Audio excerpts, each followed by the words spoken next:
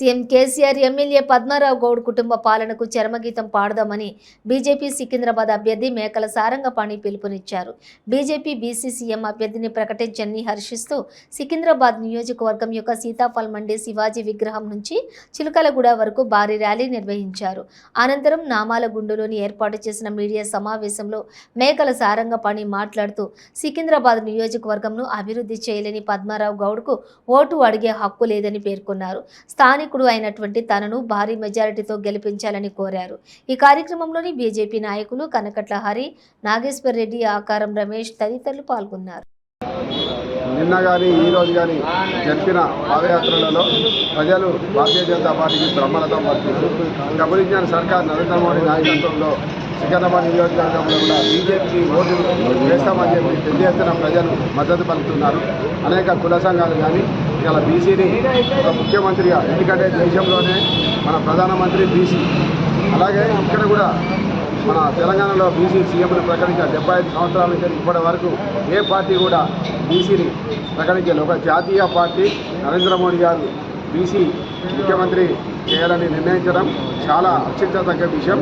మా కుల సంఘాలన్నీ బడుగు బలహీన వర్గాలు, తాడితులు, పీడితులు అందరు కలిసి తప్పకుండా బీజేపీకి మద్దతు పలుకుతామని మాకు ఇలా పెద్ద ఎత్తున మాకు మద్దతు తెలిపారు. అలాగే వచ్చే ఎన్నికలలో భారతీయ జనతా పార్టీకి ఓటు వేసి గెలిపిస్తామని చెప్పడం జరుగుతుంది. ఎందుకంటే మీ అందరికీ తెలుసు, గతంలో కేసీఆర్ గారు మార్చిగుట్ట దత్తత తీసుకున్నారు. దత్తత తీసుకొని ఈ మురికివాడలు, ఇరుకైన రోడ్ల వల్ల చాలా ఇబ్బందులు పడుతుంది ప్రజలు. నేను ఇక్కడికి వస్తుంటే నాకు కడుపులోకి వెళ్ళి వాంతి వచ్చింది. తప్పకుండా ఈ మార్చిగుట్టను పార్సీ ఈల్స్ చేస్తాం, పంచాయత్ చుప్లీస్ లాగా రోడ్లు కానీ వ్యవస్థ కానీ తయారు చేస్తా అన్నారు. అట్లనే వస్తుంటే నాలాను చూసిండు. నాలాను చూసి అక్కడ ఆపి, ఇదేంటి ఇంత చిన్నగున్నది నాలా, ఇంత ఇబ్బంది పడుతున్నారు మీరు, ఈ మురికివాడలు ఎట్లా ఉంటున్నారు మీరు, తప్పకుండా నాలాను వెడల్పు చేసి శాస్త్రీయంగా టెక్నికల్గా దీన్ని మోడల్గా తయారు చేస్తా అన్నాడు. ఇక్కడ చుట్టుపక్కల ఏదైతే నిర్వాసితులు ఇల్లు పోయిన వాళ్లకు చుట్టేసిన మంజాలస్లో ఇల్లు కట్టిస్తాను, నష్టపరిహారం ఇస్తాను.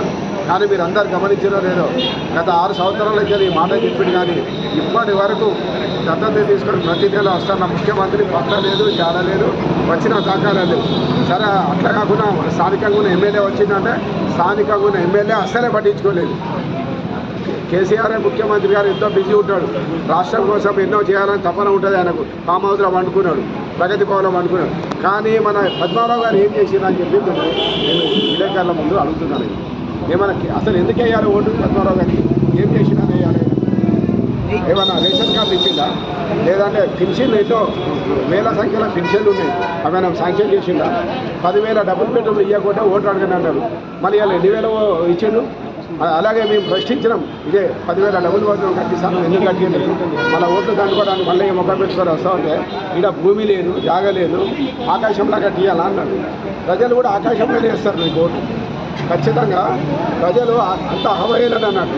ఒక నిరుపేద డబుల్ బెడ్రూమ్లకు అప్లికేషన్ పెట్టుకుంటే నువ్వు ఆకాశంలో కట్టిపిస్తా ఉంటావు. నీకు కూడా తప్పకుండా ఆకాశంలో ఓట్లు వేసే పరిస్థితి సికింద్రాబాద్ వచ్చింది.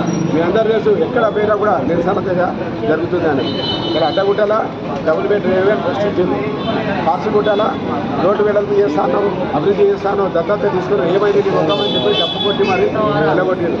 అలా 100 పడుగుల ఆసుపత్రి కట్టిస్తాను మనకేష్ అన్నగల్లా, ఎందుకు కట్టేయలేదు, నువ్వు ఎట్లా వస్తావు ఓట్లా అని చెప్పి నిలదీస్తుంది.